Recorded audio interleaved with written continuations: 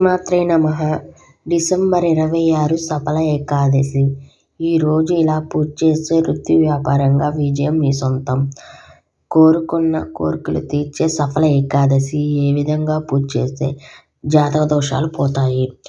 పురాణాల ప్రకారం మార్గశిర మాసం శ్రీ మహావిష్ణువుకి ఎంతో ఇష్టమైనది. ముఖ్యంగా ఈ మాసంలో వచ్చే సఫల ఏకాదశి తిథి అంటే విష్ణువుకి ఎంతో ప్రీతికరమైన రోజు. ఈ ఏకాదశి రోజు ఉపవాసం చేస్తే ఈ ఏడాది పాటు ఉపవాసం చేసిన పుణ్యం ఉంటుందంట. అంతేకాదు తెలిసి తెలియక చేసే పాపాలు కూడా తుడిచికి పెట్టుకుపోతాయంట అని పండితులు అంటున్నారు. అందుకు ఏకాదశి అత్యంత పవిత్రమైనదిగా భావిస్తాము. ఈ సంవత్సరం సఫల ఏకాదశి తిథి డిసెంబర్ 26వ తేదీన వచ్చింది. మార్గశిర మాసంలో బహుళ పక్షులు వచ్చే ఏకాదశి తిథిని సఫల ఏకాదశి తిథి అంటారు. సఫల ఏకాదశి అంటే మనకు ఏ పని ఆచరించినా, ఏ కోరిక కోరుకున్నా అది వెంటనే నెరవేర్చేది సఫల ఏకాదశి. ఇంట్లో పూజా విధానం. ముందుగా ఇంటిని శుభ్రం చేసుకుని అలాగే తలస్నానం ఆచరించి పూజా గదిని అలంకరించుకోవాలి. ఇప్పుడు లక్ష్మీనారాయణ ఫోటోకి గంధం కుంకుమ బొట్టు పెట్టాలి. ఒకవేళ లక్ష్మీనారాయణ ఫోటో లేకపోతే రాముడైనా, కృష్ణుడు, నరసింహస్వామి ఇలాంటి విష్ణుమూర్తికి సంబంధించిన ఫోటోలు తీసుకుని దానికి గంధం కుంకుమ బొట్లు పెట్టుకొని ఆ ఫోటో ఎదురుగుండా వెండి లేక మట్టి ప్రమిద పెట్టి అందులో ఆవు నెయ్యి లేదా నువ్వుల నూనె పోసి 3 ఒత్తులు విడివిడిగా వేసి దీపం వెలిగించాలి. తరువాత విష్ణుమూర్తికి ఇష్టమైన పూలతో పూజించాలి.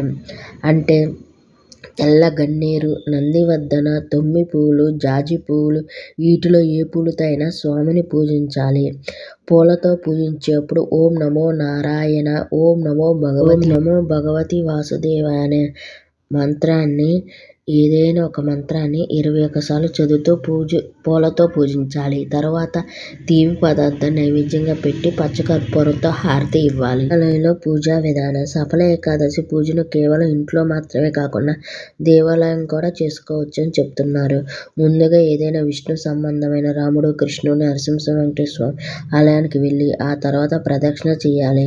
ప్రదక్షిణాలు సరి సంఖ్యలో చేయాలి. అంటే 2 లేదా 4, 6 ఇలా సరి సంఖ్యలో చేయాలి. దేవాలయంలో ధ్వజస్తంభం వద్ద దీపం వెలిగించి ఆ దీపం గరుడ ధ్వజం దీపం అంటారు. ఎలా వెలిగించాలంటే ధ్వజస్తంభం వద్ద మట్టి ప్రమిద ఉంచి అందులో నువ్వుల నూనె పోసి 8 ఒత్తులు విడివిడిగా వేసి దీపం పెట్టాలి. అనంతం సమాజనం చేయాలి. అంటే దేవాలయంలో ముగ్గులు వేయాలి. ఆలయం చీపురుతో శుభ్రం చేయాలి. ప్రసాదాలు పంచిపెట్టడం వంటివి చేస్తే ఇంకా మంచిదని చెప్తున్నారు. మరిన్ని వీడియోల కోసం నా ఛానల్ సబ్స్క్రైబ్ చేయండి. ప్లీజ్ ఒక లైక్ చేయండి, కామెంట్ చేయండి, షేర్